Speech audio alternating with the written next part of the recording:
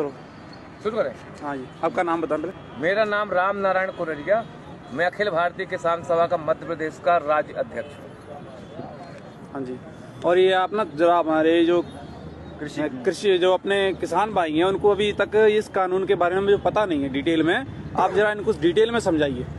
ये जो किसानों का जो आंदोलन चल रहा है जिसमें 500 से ज़्यादा किसान संगठन हैं, इनका मुख्य मांग ये है कि केंद्र सरकार के द्वारा इस देश का किसान, इस देश का खेत और हमारे देश की आज़ादी को बर्बाद करने के लिए अडानी अंबानी के पक्ष में केंद्र सरकार ये तीनों काले कानून लेकर के आई है। कानून जो पहला बिंदु जो है जिसको ये कहते हैं कृषि उपज व्यापार वाणिज्य अधिनियम 2020, इस कानून का आशय ये है कि हमारे देश के अंदर जो मंडी व्यवस्था थी, मंडी व्यवस्था को चौपट करने के लिए सरकार सरकारी मंडियों के समानांतर प्राइवेट मंडियों को खाद्यान्न खरीदने की इजाजत दे रही है। मंडी कानून में सरकार ने संशोधन कर दिया। ये जो कानून बना है, इस कानून में कहीं पे भी ये प्रावधान नहीं है कि किसानों के समर्थन मूल्य पे खरीदने की कहीं किसी तरह की गारंटी नहीं है। और इसका आशय हुआ कि अडानी अंबानी जैसे जो व्यापारी और औद्योगिक घराने जो हैं, ये मनमानी दरों पे किसानों की फसलों को खरीदेंगे, सस्ती दरों पे खरीदेंगे, अपनी गोदामों के अंदर जाम करेंगे और उसके बाद जब किसानों के घरों से फसलें खत्म हो जाएंगी उसके बाद बाजार में मनचाही कीमतों पर इसको बेचेंगे।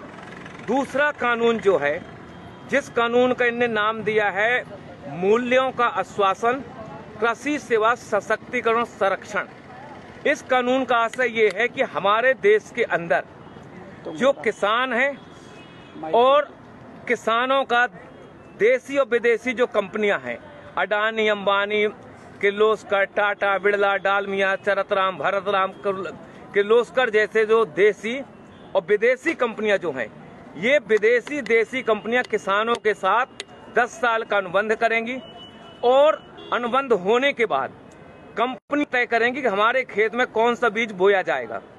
बीज के साथ ये तय करेंगे कि बीज के साथ कौन सा खाद डालना है, कौन सी कीटनाशक दवा डालना है, और उसके बाद किसान अपने खेत में बीज बोने के लिए स्वतंत्र नहीं होगा। दूसरा खतरा जो इस कानून में है, वो खतरा ये है कि किसानों का कंपनियों के साथ जो अनुबंध होगा मूल्य के सवाल को लेकर के, अगर बाजार में अनुबंध से ज्यादा अगर कीमत है उसका लाभ किसानों को नहीं मिलेगा।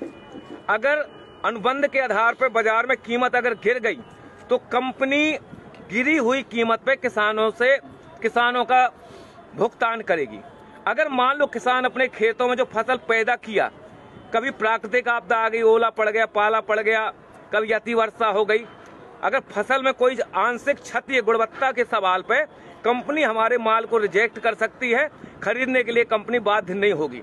इसमें सबसे खतरनाक पहलू जो है, पहलू ये है कि अगर हमारा कंपनी हमारा अनाज नहीं खरीद रही है, रिजेक्ट कर रही है, अगर किसान दोबारा उस अनाज को दूसरों को अगर बेचना चाहे तो इस कानून में प्रावधान है कि आप इस समझौते का उल्लंघन करके दूसरे को आप नहीं बेच सकते हैं। इस कानून में सबसे खतरनाक पहलू जो है कि ये न्यायालयीन प्रक्रिया से बाहर कर दिया गया है। एसडीएम कलेक्टर जो है इसका निराकरण करेगा, केंद्र सरकार का प्रतिनिधि निराकरण करेगा।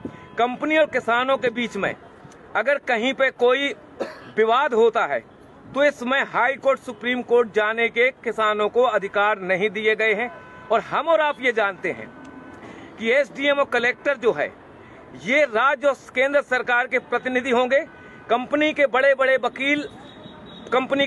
वकील पैरवी करेंगे और किसान के पास इतनी ताकत नहीं, इतना पैसा नहीं है कि उन वकीलों का मुकाबला कर सके और आखिरी में किसान के खिलाफ ही फैसला होगा।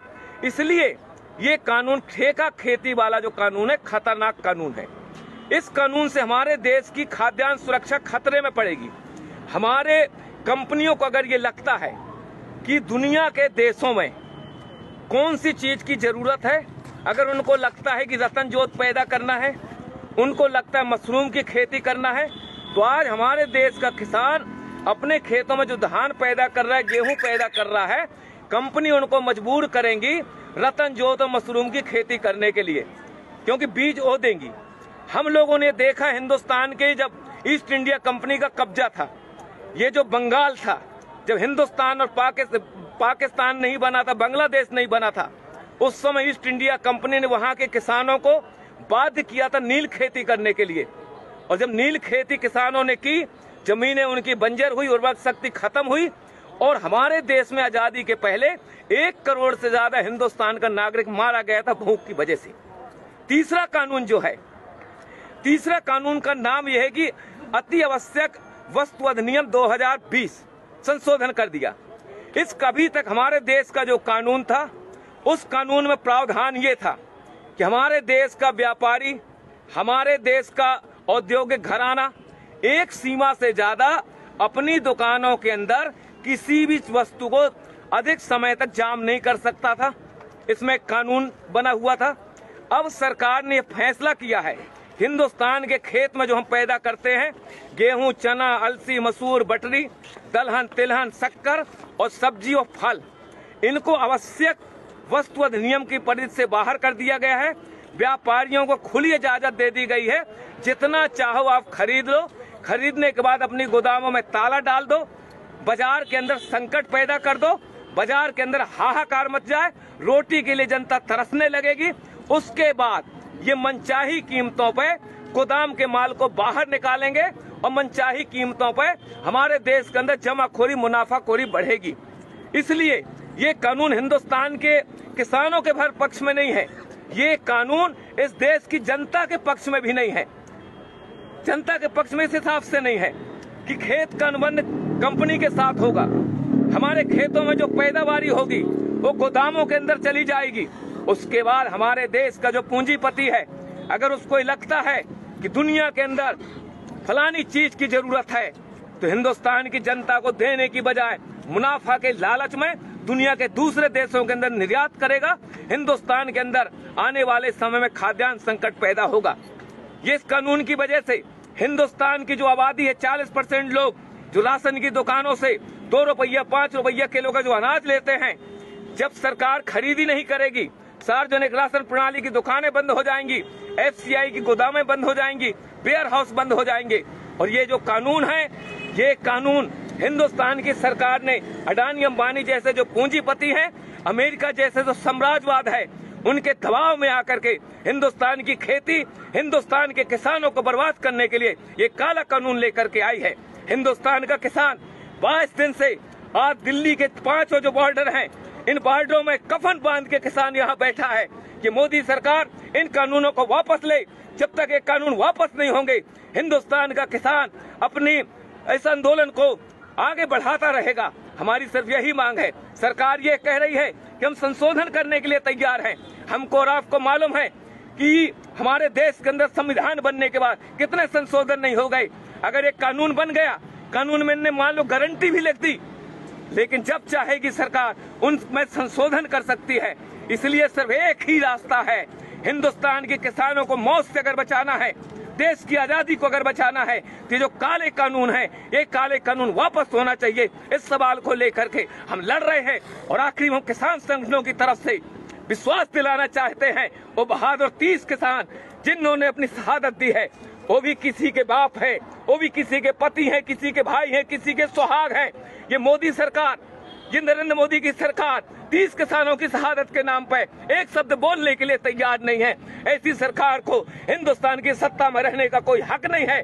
हम किसान भाइयों से गुजारिश करना चाहते हैं, ईंट का जवाब पत्थर से दो, किसान को बचाओ, देश को बचाओ, यही हमारे आंदोलन का मकसद है।